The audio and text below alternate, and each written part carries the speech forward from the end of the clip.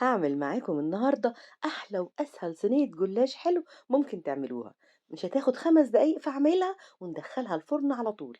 هنعملها بطريقة سهلة، مش هندهن بقى بين كل طبقة والتانية سمنة ولا أي حاجة، وهنعملها سادة، وهنسقيها كمان بالحليب اللي بيخلي طعمها كأنها كده محشية قشطة أو كريمة، بتبقى روعة. أول حاجة هنعملها هنجهز الحليب اللي هنسقيها بيه. هنجيب كوبايتين من الحليب وهنحط عليهم كوباية ونص من السكر. عايزينها مسكرة أكتر زودوا لحد كوبايتين، عايزين سكرها قليل حطوا كوباية وربع بس. هنقلبهم السكر يدوب شوية وبعدين نرفعهم على النار.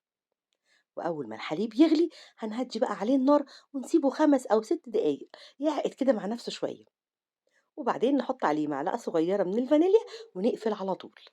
لو عايزينه بقى كريمي أكتر ومتظبط كده، ممكن قبل ما تقفلوا على طول تحطوا معلقتين أو 3 كبار من القشطة اللي هي بتاعت وش اللبن، أو ممكن شوية كريمة، حتة زبدة صغيرة، زي ما يعجبكم.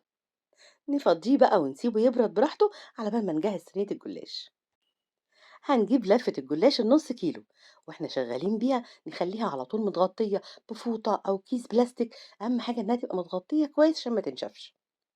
وهنجيب صينية حجمها متوسط ندهنها كويس بالسمنة من القاعدة ومن الجوانب كلها، وهنجيب الورق ونفرد أول كام ورقة منهم طرفهم يبقى بره الصينية، ونحط بقية الورق عليهم.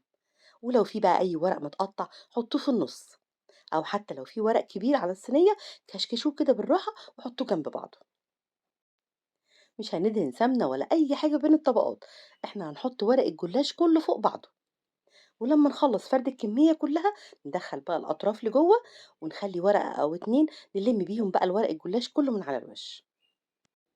وهنجيب سكينة حامية عشان الورق واحنا بنقطعه ما يتبهدلش، ونقطعه بقى بالشكل اللي انتوا عايزينه، عايزينه مثلثات، عايزينه مربعات كبيرة أو صغيرة، زي ما تحبوا. وهنجيب 3 معالق كبار مليانين من السمنة ونسيحهم بس من غير ما السمنة تسخن، احنا عايزين بس السمنة سايحة. ونرشهم بقى على الوش كله ومن الجوانب ومن النص كمان، مطرح ما قطعنا بالسكينة كده ندخل السمنة علشان تدخل بين الطبقات.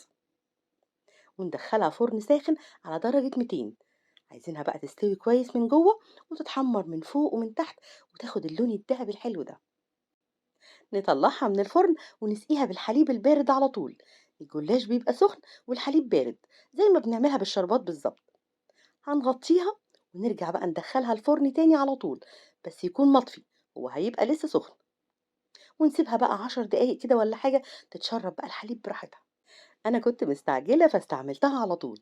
دخلوها انتم الفرن، لأن الخطوة دي بتبقى مهمة جدا عشان بتخلي الجلاش يتشرب بقى من الحليب ويبقى طري كده من جوه، ويبقى طعمه حلو قوي، يعني بتحسوا كده ان انتوا بتاكلوا جواه كريمة أو قشطة وهو سادة ما فيهوش أي حاجة. نطلعه من الفرن ونقدمه بقى وهو دافي كده شوية، بيبقى طعمه حلو قوي. جربوه هيعجبكم جدا، وبألف هنا على قلوبكم مقدما.